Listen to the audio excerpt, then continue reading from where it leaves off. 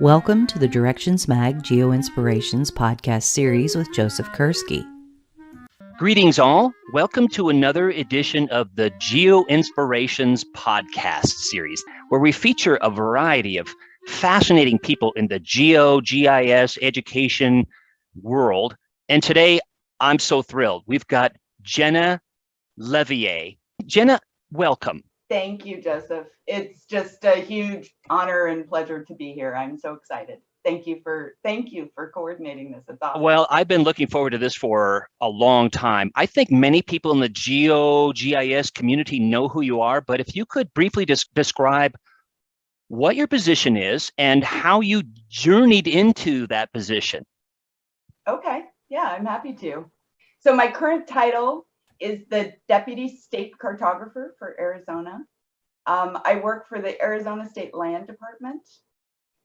Arizona State Land is in a really unique position in Arizona, and so my role is really unique. There were visionary people, lawmakers, as well as people that came before me that were early adopters of GIS, and they really saw the power early on of where having data will make a difference. So you need some context about land to understand why that is so big. But the Arizona State Land Department is responsible currently for 9.3 million acres, and all of the revenue goes to the trust, and the trust benefits the residents of Arizona, specifically public schools. It supports the school system in Arizona, so it's really important. All the activities are centered around our beneficiaries and giving back to the state of Arizona. So my commissioner is just an incredible champion of GIS. She's amazing. Her name is Lisa Atkins, and she is the state cartographer for Arizona. But because she wears many, many hats and has lots and lots of responsibilities, she delegates some of those responsibilities. So she's delegated the responsibilities of GIS coordination and GIS support for land to me. So to get back to the visionary people that decided that this should be in land, as you can imagine, because we are a natural resource-based entity, we need lots and lots of different data sets to make good decisions and to really maximize the impact of our work for the benefit of Arizona. So that includes all of the foundational data sets, control and water and roads and addresses and parcels and all of that stuff. We really need that to make good decisions. So the visionary lawmakers saw that we really needed kind of a central place in Arizona for that information. And it made sense for land to be the keeper and the coordinator of all that data, and to make it accessible to other state agencies, other entities, so that everybody can benefit from the same data. So it became land's responsibility to coordinate data for the state. That led to a variety of other entities and things that we'll get to. So what that means in translation is that it's my job to make sure land has all the information they need to be able to make really good decisions for the state and for the citizens of Arizona. It percolates out across the state and past our borders. It's a really cool place to be. So it gives me a lot of different responsibilities. One of those things is, as a consequence of being the center of GIS for Arizona, they decided to create the Arizona Geographic Information Council. So it's a governor-appointed board, and we have representation from across different sectors and state government, federal government, local government, geospatial professional organizations, tribal entities. So we get all of these different perspectives, right? And their job as a board is to advise land on the best way to be the center of GIS, right? The best way to coordinate data, make it accessible, all of that. So I help to administer AGIC, and that's one of the responsibilities that Lisa, my commissioner, has entrusted to me. So it's a big job, and it extends pretty far. One of the other things that has happened is that because of that role, I also have the responsibility of representing Arizona, our local and state government folks, as well as general citizens at the national level, so that we're represented. That leads to the National States Geographic Information Council. I am currently the NSGIC president. So, you know, there's a lot of different hats that I wear, for sure. And my journey here has been not linear. So that's pretty exciting. I've worked for land for 16 years and started as an analyst, just making sure the data that we had was good and that we got the data from and had good relationships with our partners across the state. And all of that work led to my current position, which Lisa saw that I had good relationships, that I was able to prioritize well. And she entrusted me with AGIC and with representing Arizona at the national level. So I went through a lot of iterations to get to where I'm at, but the vast majority of my career has been at land. Pretty exciting. There's so many wonderful things that I'm taking away from this, Jenna. First of all, the listener can't see you smiling as you're talking about your roles and your journey, but I know from knowing you, and I'm pretty sure I met you through AGIC, through your role at AGIC, a great community, and it's one of the most vibrant in any state that I know of. And I've worked with a lot of state GIS councils and groups and of various kinds. And so, you know, in light of the stiff competition from Colorado and other wonderful communities, I think yours is one of the best. Great people, visionary, etc. Also, I've been to the NSGIC conference in the past, in my USGS days, and I have great respect for that organization as well. And so congratulations on being president. I'd like to pick that apart a little bit later as well, like what your role and responsibility are as president of the National States Geographic Information Council. Another thing that I was wondering, though, before we go too far forward, is thinking about your agency. I've worked with the Texas General Land Office and other, most states have a Department of Natural Resources. I don't know of any other state, maybe you can enlighten us, that has an actual land division or department or whatever you call yourselves. Is it a division, department, It's agency, a state agency? Is there a lands agency with that actual title? Again, I'm thinking the only one that I know that's related is the GLO in Texas, but maybe you know. Well, so all of the Western states, before we were states, and typically it's a little different depending on the state, we were all granted trust lands, right? Because there was so much land, like just square footage for our state. So the federal government granted our states specific tracts of land to benefit our citizens. And that was put into a trust. So Arizona's done a little different with that trust.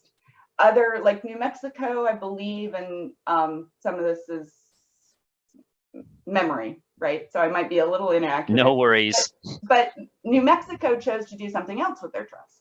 And they sold a lot of their lands and traded a lot of their lands. So they were also given trust lands. They just managed them different.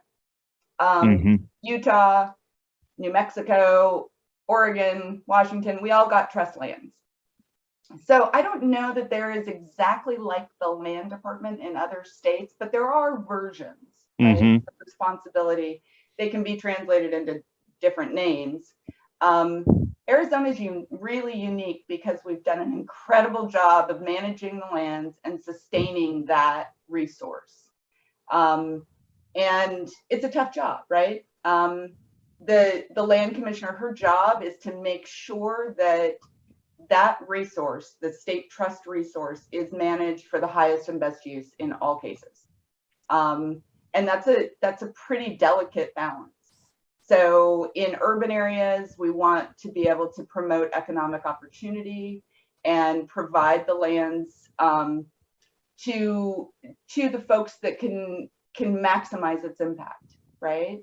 So you'll see, like in the metro area in Phoenix, state lands have strategically sold off lands at the best value we could get so that we can really benefit the schools and our beneficiaries. In other parts of rural Arizona, the best use is agriculture and grazing leases. In some cases, it's multi-use. So it's solar farms on a ranch, so we can get multiple benefits, right? Mm-hmm. We're concerned with equity is a good way to put it. So underserved areas in Arizona, we really want to benefit their communities by the activities of the land department. So we're concerned about things like broadband and access and cellular coverage, and it's really diverse, right? We have both surface rights as well as subsurface, and not always are the uses the best for both. So in some cases, mining is important and an economic driver. So we need to be able to pave our roads, and we need to be able to maintain our infrastructure. So land contributes to those really important activities through strategic operations. And Lisa is the one that has to look at that broadly and see down the road, right? Because we can't just sell it all. That's not the best use.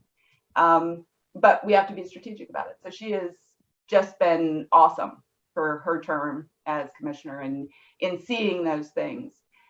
This year in particular is a remarkable year for revenue for state lands.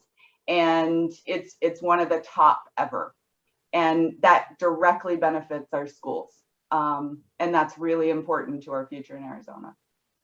Well, I know we've chatted about this outside of this interview today, but you and I are both very passionate about education, geography education, STEM education, using GIS in schools and community colleges, technical colleges, tribal colleges, universities, throughout the educational system. So I love that connection that your agency has to schools and directly benefiting the schools. Also, I'm thinking about, gosh, your job is really fascinating, Jenna. You're thinking about everything from broadband to grazing to solar power. Oh my gosh, do you have a geographic background? What's your education journey into this? Oh, that's so interesting. So I started out in biology, and I was really good at hard science. So biology, I ended up with a degree in zoology, of all things. Okay. And really had a passion for the environment. I thought I wanted to go into conservation. And when I was in school, and we don't need to go into too much detail, GIS was not a thing. It hadn't happened yet. It was that long ago. So we were just starting to figure out that having data accessible was a really good thing for analysis and data-driven decisions. But it wasn't mainstream. There weren't courses for it. It wasn't something that was talked about. So I got my degree, and I had an internship with a place called the Conservation Biology Institute. Yep. And they were on the forefront at that time of using GIS, and it was in its infancy. So it was ArcInfo and a lot of command line stuff, right? It wasn't the GUI interface that we're all used to now. But they were using ArcInfo to do really complex analysis of natural systems. And I got an internship there. So my first job was to map protected areas in the US. Now that particular project was the baby of CBI, and it grew into something that the USGS has taken on now. So it still exists, but in a really different form. So it was my job to take napkins and paper drawings and all of that and make it into maps and do that by command line. And I fell in love with it. It made sense. Spatial everything has just made sense to me since then. But it gave me the tools to be able to map land and to understand the complexity of managing land and all the different components. It gave me those skills. So opportunity, time passed and opportunity presented itself, and I got a job with Arizona State Land, in part because I could map very accurately parcels. And we really needed that at Land. We needed to know where our stuff was and maintain it. So that got me my entry-level position at Land. I think we all, when we're young in our career, we all think, oh, we'll just do this for this long, Mm-hmm. just for a short time, and we'll see what else is out there, because we don't have long-term vision. So my idea was that I would go to Land for a couple of years and then move somewhere else. We'll figure that out. And that's not what happened at all. You're still there. I'm still there, and it's evolved. Land is Right. You've got a lot more responsibility now than you did 16 years ago. Yep. I think another interesting part about this tale that you're telling us is that, oftentimes students think, okay, I get these GIS skills, and they sort of discount some of those core basic skills like editing parcels. In your case, it was your springboard into gradually more and more responsibilities to look where you are now. And so, I think one of the message for the listener is, hey, get those skills. It could get you into an organization where you can kind of realize some of your bigger visions. I mean, you were thinking about conservation and data access and data-driven decisions far before it was, long before it was in the mainstream conversations. I think that's fascinating. I'm glad you brought that up too, because I think one of the things that's important to share, and maybe we only get this with hindsight, right? So I'm giving away my age a little bit, but when we're really young and starting out in our careers, we don't understand our impact. We don't understand the broader perspective.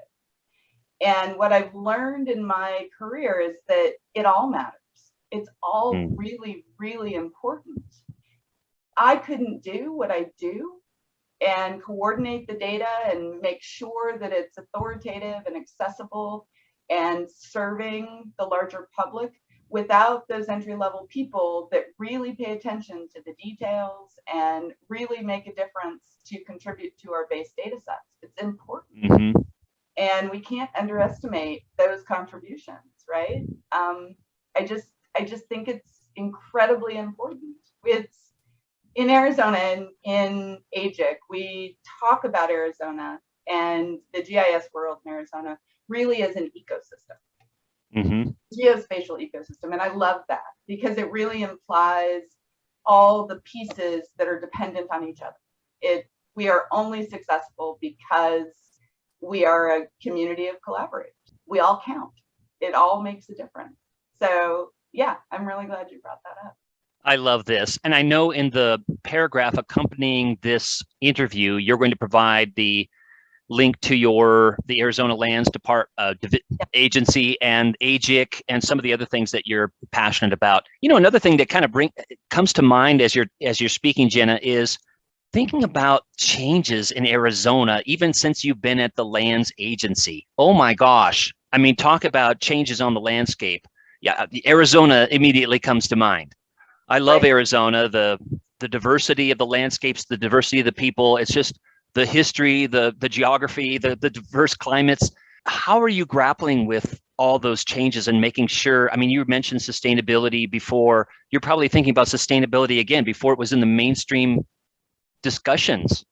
How do you deal with pressures for change on the landscape versus conservation of natural resources, et cetera? It must be, again, good thing you have a team, because that alone would be daunting to think about. Arizona went from 2 million people 40 years ago to 7 million people now. That alone, plus water, climate, natural hazards, et cetera.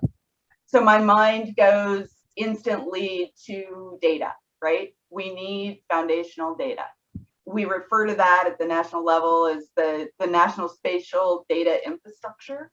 but each state also has their spatial data infrastructure. In order for us to make good choices, us meaning the decision makers, not me, but the decision makers, to make good choices, to support our communities, to provide sustainability into the future, to handle our challenges, things like water, and water is a big deal in Arizona, wildfire, landslides, all of those natural occurring things that we need to be prepared for, right? And make good choices so that our citizens are protected and they have what they need. That all relies on really good data. So one of the things that Lisa has really championed, that is a responsibility of AGIC in the land department, but our community has really contributed to, is our central clearinghouse for data.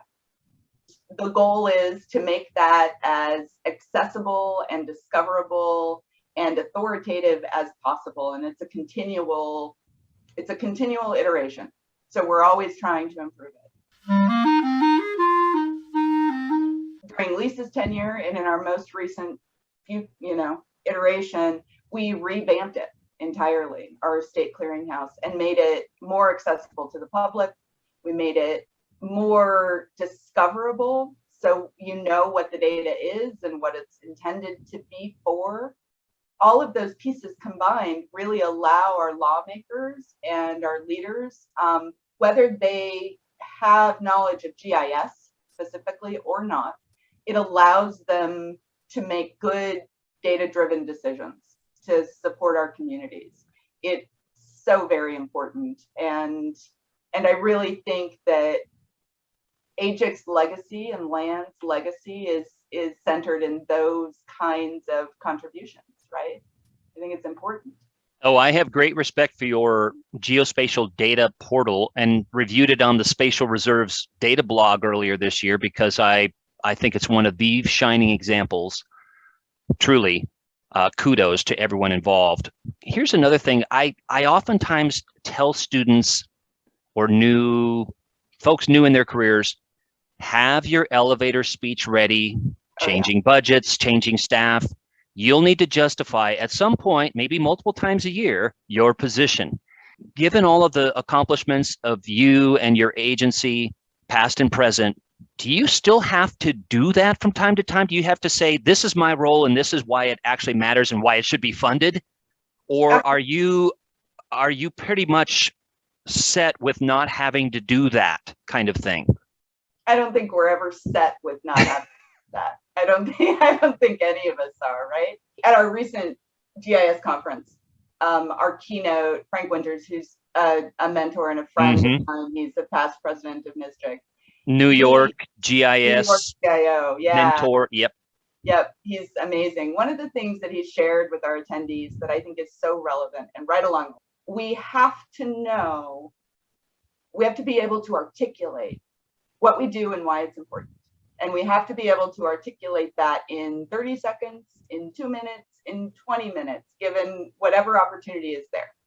For me, part of what drives that, and where I feel very fortunate, is that I've been able to build my career based on my core values. And those core values drive that discussion, right? So the things that I think about are things like relationships, how important relationships are. And I would say to every new graduate and new person entering the GIS field, network. Your relationships are super important. You'll learn things, you'll see the world differently, you'll learn about other opportunities and ways that you can apply your knowledge. Teams, collaboration is just essential. It's not a me world, it's a we world. We need collaborators. And our success at land, our success with AGIC, it's, and one of the things we haven't mentioned about that is that it's all voluntary, right? Nobody gets paid to do this. It's all because it benefits the greater good. That collaboration piece is really important, because we're not just meeting the needs of land, although we are, we're also meeting the business needs of other state agencies as well as local entities down to the citizens of Arizona. Things like 911. We wouldn't be able to do that without the collaboration piece. I think the other piece that's really important in all of that, and it is definitely centered in my values, is diversity of ideas.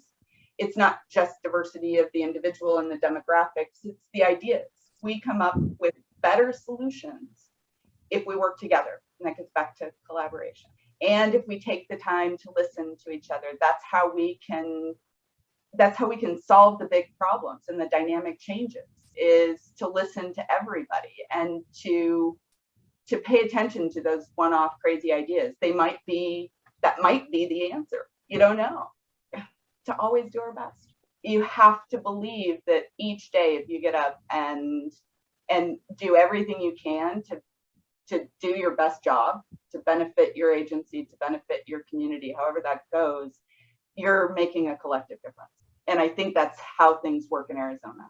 We have all of those things really align with the work of land, the work of AGIC, the work of NSGIC. It connects and it makes sense. There are such gems that you're sharing, Jenna, one of which I agree. The only way we're going to solve these complex problems of our 21st century world is to have this diversity of backgrounds and ideas. It's not just going to be from the geographer, GIS, bio, enviro community. We need the economists, we need the social workers, we need the et cetera, right? We need, as you're well articulating, but you're saying much better than I'm summing. But that's exactly right. These are increasingly viewed as something that we all need to get involved with solving, which is good because in the past, it was sort of the geo-enviro GIS community that was talking about all of these things. And now with it sort of seeping into the public consciousness and also seeping into other disciplines, even business, the University of Redlands just rebranded themselves, their School of Business and Society, with Right. a not just a nod, but a link to, look, we've got a social responsibility here in the School of Business to have sustainable practices, to give back to the community, et cetera. I think it's just it's an inkling of what's to come, and it's a very welcome change. Here's another thing that we promised to come back to: your role in NSGIC, the National States Geographic Information Council. Why were you interested in doing that?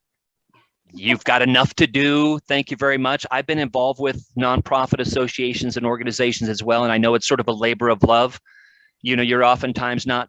You're definitely not financially compensated for any of it. And oftentimes, nonprofits they're just different animals sometimes. And there's some odd things that happen that don't happen in other kinds of organizations. So why did you want to do it? And what are you able to do there that maybe you couldn't do in your regular day-to-day job? So NSGIC, as you implied, is a voluntary organization for many people that participate. Unique in Arizona. It is in statute that land have a representative at NSGIC. I see that as kind of a visionary stance. It's an extension of what we saw in the state, what those first people that were early adopters of GIS, they saw the benefit of collaboration. They saw the benefit of make once and use many and the efficiencies. And that really aligns with our governor's perspective on government currently in Arizona. We need to be efficient so that we can serve our people the best we can. So by participating in NSGIC, I not only represent Arizona and what's happening in Arizona, I get opportunity to learn about best practices in other places. I get to share best practices from Arizona and experience things like broadband, right? We are working really, really hard to bridge that digital divide and to bring services to our students who, COVID has clearly shown don't have connectivity for a lot of different reasons. It's a complex problem that has a lot of moving parts and a lot of different stakeholders. By being at NSGIC, I can learn from the people that did that well. And Arizona doesn't have to make the mistakes that others did in just trying to figure it out, because others have gone there before us. So using that collective knowledge and sharing that across states is really very important and beneficial for our citizens, right? So my time there, while it is outside of my day-to-day activities, it really benefits my work here. I can learn about what other states are doing with their councils and how they're coordinating, and tips and tricks on how to involve more stakeholders and get more voices. It really provides an opportunity for me to contribute back to my state. It's important. The other piece is that there is a lot of opportunity for us from the federal landscape. Opportunities for us in geospatial to be supported financially, as well as project-based opportunities, right? Collaboration across jurisdictions. I'm thinking of state jurisdictions, so opportunities for us to collaborate with New Mexico and Utah on different initiatives that are important to our citizens. I learn about those, and I'm in a place where I can represent the interests of our local government and our private entities in Arizona, as well as our state stakeholders. I can represent them and give them a voice to the feds and to our partners and people that are working on standards, because standards are really important in geospatial, right? We want the data to be interoperable. We want accessible, but it needs to work with other data sets. So, 911 in Bullhead City doesn't work unless it matches with California. So I can, those are all essential pieces. So it's worth the time. It also, again, I go back to my core values. It aligns with my core values. It gives me opportunity to do better and to see new perspectives, right? That diversity of ideas. It's a bigger pool. It's really pretty remarkable. I think one thing that resonates with me that I want to share is that each of us, geospatial or not, we all have a unique impact, right? We have a unique perspective and opportunity to really contribute and make a difference. That's different for everybody. Mm-hmm. What our challenge is to see where those all fit together. Those all those unique opportunities, we have to maximize that so that we are the most efficient and the best we can be. So that really means that we need to listen, and we need to take our time, and we need to appreciate each other, because each perspective is important and makes us better in the end, right? We're better together. So I have the pleasure of sitting with a lot of diverse communities and unique, powerful leaders that all have a unique impact. I get to be exposed to that. That's really exciting and an honor and a pleasure. And I get to bring that back to Arizona and have that make a difference for our people. And it's working. It's really spectacular. Well, I know we're all benefiting from your leadership there at NSGIC, as well as other states. Also, what you touched on, I think, bears reminding the listener that you may be in this, a couple of tasks that you're doing are perceived by many as very dry and maybe even somewhat boring, like standards. But as you're pointing out, keep the bigger vision in mind. Without these standards, we're not communicating, we're not building these kinds of resilient communities that can respond to emergencies, et cetera, like you mentioned in Bullhead City, if we don't have those standards in place. So even those sort of, again, some of those tasks that, you've even studied those in courses, for those of you listening, in school, and you spend time on metadata and standards, and you think, oh gosh, and this is kind of tedious. And sure it is, admittedly, but it's important, as you're, I think, really well articulating, Jenna. What about this? What is your day-to-day, let's say this week, what are you working on this week or last week? What's your day-to-day kind of work there at the lands agency? Oh goodness, it's diverse. It's incredibly diverse, because my priority every day is land, making sure land and our staff have the tools and the data and the information they need to make good decisions. That's the first priority, and that I'm serving them. So depending on the day, it can be coordinating data and making data accessible for a specific project, making sure that our data that we develop at land is accurate as it can be, and useful for others, right? So I work with my team to make sure that our staff has what it needs and they have the training, because one of the, the efficiencies, again, our staff at land, and it's a small agency. There's not very many, so people wear a lot of hats. Mm-hmm. They're expected to map their own projects. So we train them, we make sure they have the data, we make sure they understand, talking about metadata, they understand how the data is intended to be used. So that's one piece. I work with my team on those things. I also regularly work on bigger projects that go beyond our jurisdiction with land. A good example, one of the really important things is high resolution elevation data, right? Because having that base data allows us to do so many things. It contributes to good planning. It contributes to flood control analysis. It contributes to, so many different things. We know that we need LiDAR to get that. LiDAR is expensive. I wouldn't say a new technology anymore, but it is something that all the states are working with USGS and the national folks to get a base set.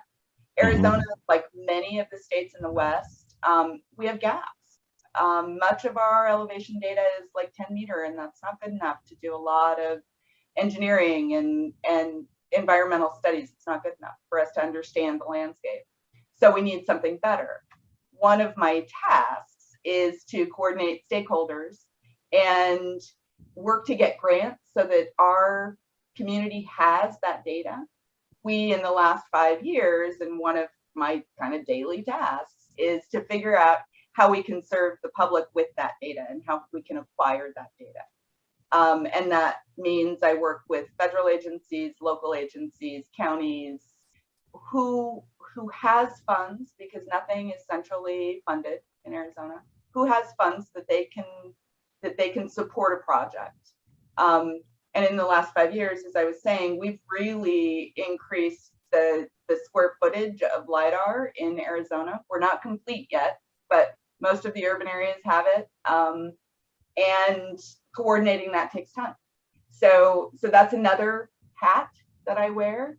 Maintenance and management of our geospatial portal, because so many people depend on that, and it's important that we leverage the resources we have in the state, so we make the data that is authoritative and being developed by our local entities available through the clearinghouse, but also that there is aggregation of some of that data to make it even more valuable. So that's another thing that I do.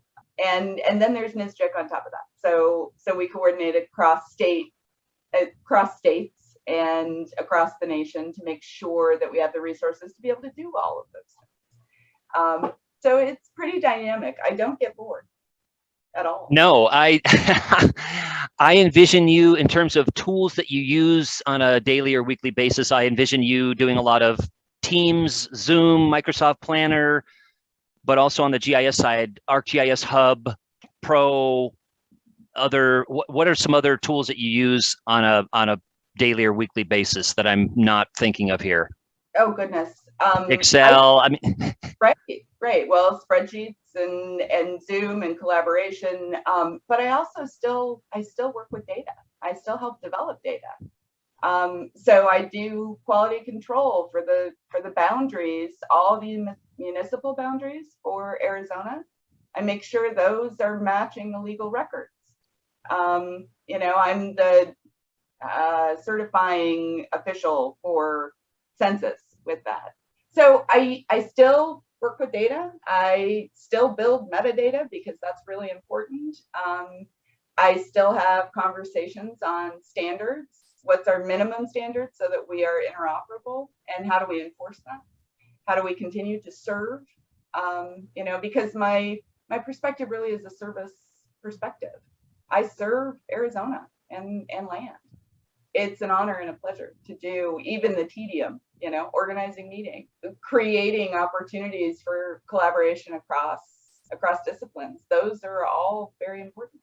Well, in thinking of the career theme of this column / podcast series that's been going on for 6 years at least now, I think it's a fascinating message for people listening to this, that you can have increasing responsibilities in your organization like you have, Jenna, but you can still be in GIS and lands and geographic spatial thinking. You haven't left that behind because you've got all these coordinating and communication duties as well. So I think that's a really nice, and perhaps you've had to blaze that kind of a position where you have this, multiple toes and fingers in different waters, but I just think it's fascinating that you still have that, which is great. So you're still very technical, geotechnical, and you've got all these coordinating, planning responsibilities as well. What about this? Is there a mentor, a instructor that you had in the past, a colleague that really influenced you in your journey, and maybe why?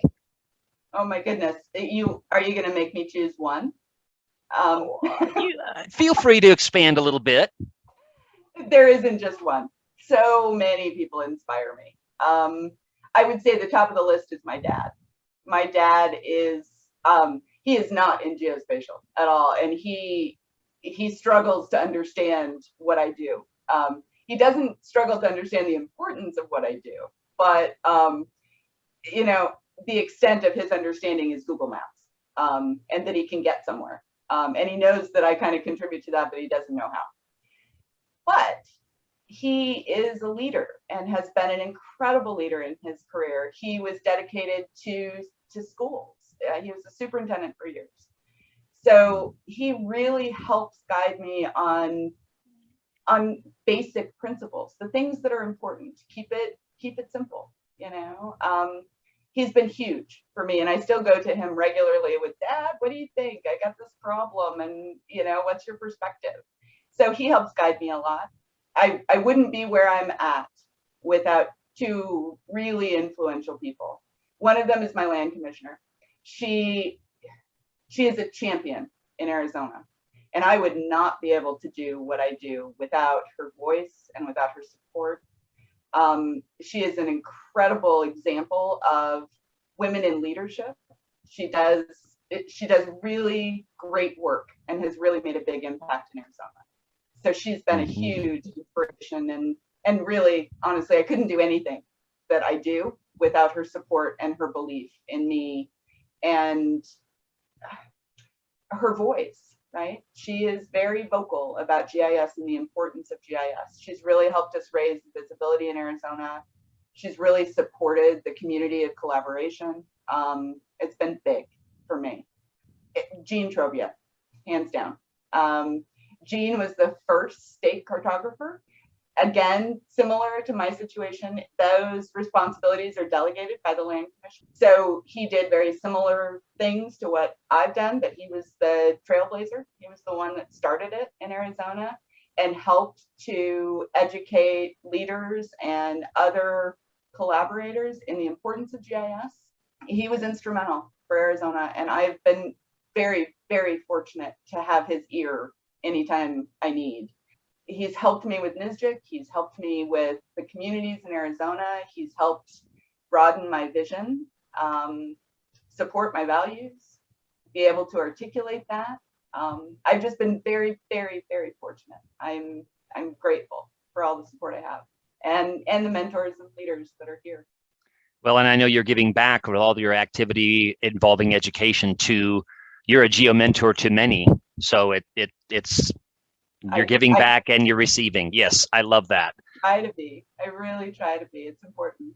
Well, and I know we've chatted about the history of cartography a bit and books about, cartographic trailblazers over the centuries. Right. And you touched on this a little bit with your advice earlier, but I'm wondering, being respectful of your time here and thinking about, okay, how are we going to close this out, Jenna? Because there's so much more we could say, but What's your advice to a new professional in thinking about, gosh, I really like what Jenna's doing. How can I do something like that? Be involved with land as decision making and geospatial science, looking at things holistically, building more resilient communities, et cetera. How can I do that? What's some pearls of wisdom from you? I would say top of the list, get involved. Volunteer your time, volunteer.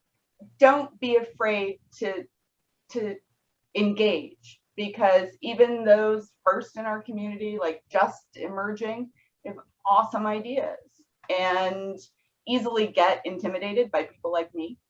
I'm just a person, just like everybody else. Network is really, really important. Learn about what other people do, because it might really appeal to you. And in that, think about your core values, what speaks to you, what makes you passionate, and what helps you know what your unique contribution is, and follow that. I think that's really, really important.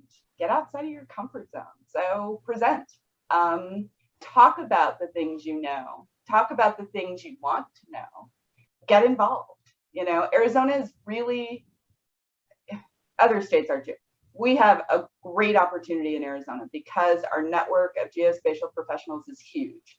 So there's a lot of opportunity, and focus on who comes next with us. So there's a lot of very generous people. I would seek mentors. Don't be afraid. And it is a great community that we have, the geospatial lands, geo-enviro community, planning community. I can't think of any time, you mentioned going back, in your career. I can't think of any time in the past decades where I've asked, someone in this field or fields for assistance, advice, and they've said no. Occasionally they say, I'm busy, but let's talk at a later time. But yeah, it is a very caring community. We care about people, we care about the land, and the interconnections between the two. So I agree with you. It is a very special, spatial community that we're in, and I'm very grateful as well. And I'm very grateful for your time today, Jenna, knowing just even more being aware than I was before of the many things that you're involved with on a day-to-day basis. I'm amazed that you could even donate this time to Directions Magazine and the Geoinspirations podcast series, but I'm very grateful. It's been really fun and wonderful, and I think it will benefit a lot of people listening to this.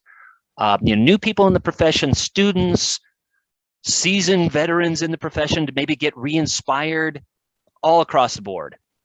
Oh, I hope so. I think it's a fabulous use of time. The more we can inspire and engage people, the better off we are. We're always better together, always. I can't think of a better way to end this, Jenna. Thanks again. So again, folks, we've got Jenna Leveille from the Arizona Lands Agency, NSGIC president, deputy state cartographer for Arizona. Jenna, thank you so much. Thank you. It's really been a pleasure. I appreciate it.